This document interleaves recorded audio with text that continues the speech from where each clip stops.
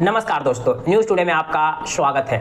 मोदी के हनुमान इस समय मोदी से रूठे हुए मालूम होते हैं। केंद्रीय मंत्री और एलजेपी के राष्ट्रीय अध्यक्ष चिराग पासवान ने इस बात के संकेत दिए हैं कि अब चिराग पासवान की पार्टी उत्तर प्रदेश में भी चुनाव लड़ेगी। वो भी अभी जो आने वाले जो 10 सीटों पर उत्तर प्रदेश में उपचुनाव है, इस उपचुनाव में चिराग पासवान की पार्टी चुनाव लड़ेगी और वो भी अकेले, मतलब कि एनडीए के साथ गठबंधन में नहीं, या तो किसी और लोकल पार्टी के साथ गठबंधन में चुनाव लड़ेगी या तो अकेले चुनाव लड़ेगी यूपी के 10 विधानसभा सीट पर जो उपचुनाव होने वाले हैं उस उपचुनाव में। जिसके बाद ऐसा मालूम होता है कि मोदी के जो हनुमान हैं चिराग पासवान, वो मोदी जी से इस समय रूठे हुए मालूम होते हैं, क्योंकि कुछ दिनों पहले उन्होंने एक अनाउंसमेंट किया था कि अब हमारी पार्टी झारखंड विधानसभा चुनाव में भी चुनाव लड़ेगी और झारखंड के लगभग सभी सीटों पर चुनाव लड़ेगी। वहां भी एनडीए के साथ गठबंधन में नहीं। उन्होंने कहा कि अगर एनडीए के साथ हमारी बात बनती है तो अच्छा है, नहीं तो हम अकेले चुनाव में लड़ेंगे या नहीं तो वहां किसी लोकल अन्य पार्टी से गठबंधन कर चुनाव लड़ेंगे। हम आपको बता दें कि अगर झारखंड या उत्तर प्रदेश दोनों जगह पर चिराग पासवान की पार्टी एनडीए से अलग चुनाव लड़ती है तो इसका कहीं ना कहीं नुकसान, खामियाजा एनडीए को ही उठाना पड़ेगा, बीजेपी को ही उठाना पड़ेगा। चिराग पासवान अगर उत्तर प्रदेश में होने वाले 10 विधानसभा के सीट पर उपचुनाव में उतरते हैं तो उनका जो जातीय समीकरण होगा कि पासी और पासवान वोट बैंक को साधना। अगर पासी और पासवान वोट बैंक को चिराग पासवान अपने पाले में करने में कामयाब रहते हैं, अगर ये समीकरण बनाने में कामयाब रहते हैं, तो हम ये नहीं कह सकते कि वो वहाँ जीत ही जाएंगे, लेकिन कम से कम तो भाजपा का समीकरण तो वहाँ बिगड़ जाएगा। यही कारण है कि चिराग पासवान के इन दोनों घोषणा से बीजेपी परेशान है। इससे पहले जब वो झारखंड को लेकर घोषणा किए कि अब हमारी पार्टी बिहार से अलग झारखंड में, जम्मू कश्मीर में, हरियाणा में सब जगह चुनाव में उतरेगी। हमारे कार्यकर्ता सभी जगह पर देश के अंदर चुनाव लड़ने के लिए उत्साह से भरे हुए हैं। अब हम अपने पार्टी का पूरे देश भर में विस्तार करेंगे। इस घोषणा से बीजेपी कुछ टेंशन में मालूम पड़ती है, क्योंकि बीजेपी और चिराग पासवान का केंद्र में भी गठबंधन है और बिहार में भी गठबंधन है, लेकिन बाकी जगहों पर जैसे कि झारखंड, उत्तर प्रदेश में वो अकेले अगर चुनाव लड़े तो इसका अंततः जो नुकसान है वो बीजेपी को उत्तर प्रदेश में भी उठाना पड़ेगा और झारखंड में भी, क्योंकि जो निचली जाति है जैसे में कि पासवान, दलित वगैरह, इन सब जातियों पर चिराग पासवान की पार्टी जो एलजेपी, उनका बिहार में भी अच्छा खासा पकड़ है और बिहार के बाहर भी उनकी लोकप्रियता है, क्योंकि लगातार चिराग पासवान आरक्षण के मुद्दे पर मुखर होकर बोलते रहते हैं। अभी जब लेटरल एंट्री का मामला था, लेटरल एंट्री को लेकर जब केंद्र सरकार ने विज्ञप्ति जारी की, नोटिफिकेशन जारी किया, तो विपक्ष तो हमलावर थे ही, लेकिन चिराग पासवान की पार्टी भी केंद्र सरकार के रुख से अलग रुख अपनाया। उन्होंने कहा कि ये आरक्षण के खिलाफ है, इस तरह के नोटिफिकेशन का उन्होंने समर्थन नहीं किया। अंततः बीजेपी यानी मोदी सरकार को उस नोटिफिकेशन को वापस लेना पड़ा, उस विज्ञप्ति को वापस लेना पड़ा। इसके अलावा कई ऐसे मौके पर चिराग पासवान केंद्र सरकार से अलग रुख अपना चुके हैं। हमने कई बार इसकी चर्चा की है, चाहे वो सुप्रीम कोर्ट का SC/ST वाला जजमेंट हो।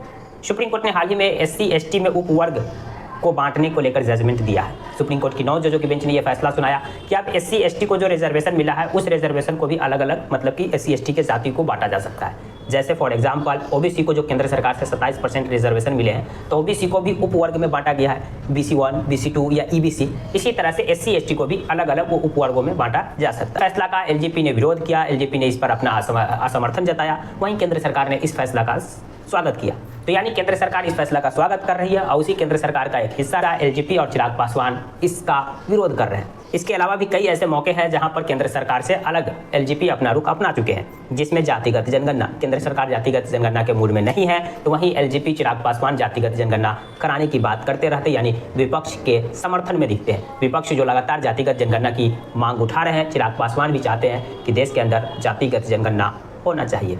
इन सब घटनाक्रम से चिराग पासवान की लगातार लोकप्रियता, लगातार वर्चस्व छोटी जाति, दलित समुदाय वगैरह में बढ़ती जा रही है।